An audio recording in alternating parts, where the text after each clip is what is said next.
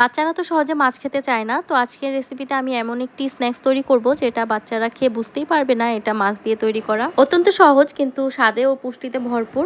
Hello, আসসালামু আলাইকুম, আমি নুসরাত সাথী, স্বাগতম জানাচ্ছি আমার নতুন আরেকটি ভিডিওতে। সবার প্রথমে মাছটা সিদ্ধ করব, তার জন্য আমি পরিমাণ মতন পানি নিয়ে নিয়েছি। তার মধ্যে দিয়ে দিলাম 1 চা চামচ মরিচের গুঁড়া, এরপরে দিচ্ছি 1 চা চামচ ধনে জিরার গুঁড়া, 1 টেবিল চামচ সয়া সস, 1 টেবিল চামচ টমেটো সস, 1/4 চা চামচ টেস্টিং সল্ট, 1 চামচ চিনি, 2 চা চামচ গুঁড়া দুধ, আর দিয়ে দিব পরিমাণ মতন লবণ। এরপরে পানিটা ফুটে এলে এক এক করে মাছের পিসগুলো দিয়ে দিব। আমি এখানে রুই মাছের পিস নিয়েছি, আপনারা অন্য যে কোনো মাছের পিস নিতে পারবেন।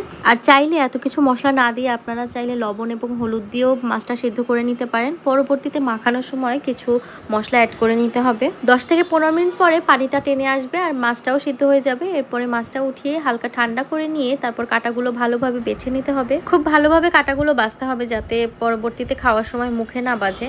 2টা মাঝারি সাইজের আলু সিদ্ধ করে ম্যাশ করে নিয়েছি, তার মধ্যে দিয়ে দিচ্ছি কাটা ছাড়ানো মাছগুলো, আরও দিয়ে দিচ্ছি পেঁয়াজ বেরেস্তা, স্বাদ মতো কাঁচামরিচ দিয়ে দিচ্ছি, লবণ দিয়ে দিচ্ছি স্বাদ মতো, সামান্য শুকনো মরিচের গুঁড়ো দিয়ে দিচ্ছি। বাচ্চারা যদি খেতে না পারে তাহলে অ্যাভয়েড করবেন। এবার সব কিছু খুব ভালোভাবে মেখে নিব।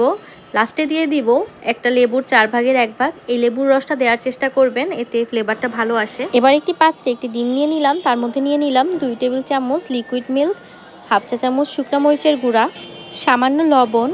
এবার সব কিছুকে ভালো মতন ফেটিয়ে নিয়ে ডিমটাকে এক সাইডে রেখে দিব। আর একটা পাত্রে নিয়ে নিয়েছি ব্রেড ক্রাম্ব। লাল সাদা 2 রকমের ব্রেড ক্রাম্ব আছে, আমি এখানে সাদা ব্রেড ক্রাম্বটা নিয়েছি। এবার আলু আর মাছের মিশ্রণ থেকে সামান্য মিশ্রণ নিয়ে যে কোনো শেপ তৈরি করে নিব।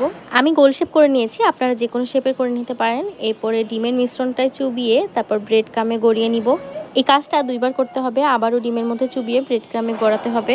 এভাবে 2 বার করে ব্রেড ক্রাম্বে গড়িয়ে নিলে কোটিংটা খুব ভালো হবে আর ভিতর থেকে পুরটা বের হয়ে আসবে না ভাজার সময়। এইভাবে বাকি সবগুলো পুর ব্রেড ক্রাম্বে কোট করে নিব। একে একে আমি সবগুলো মিশ্রণ দিয়ে বল বানিয়ে ফেলেছি। এবার এগুলোকে ডিপ ফ্রিজে রেখে সেট হতে দিতে হবে। ফ্রিজারে রেখে এটি 15 থেকে 20 দিন আপনারা স্টোর করতে পারেন।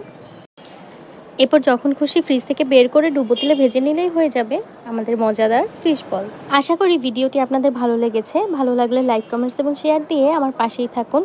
আজ এতটুকুই, দেখা হবে নেক্সট কোন ভিডিওতে। টিল দেন সবাই সুস্থ থাকুন, ভালো থাকুন, আল্লাহ হাফেজ।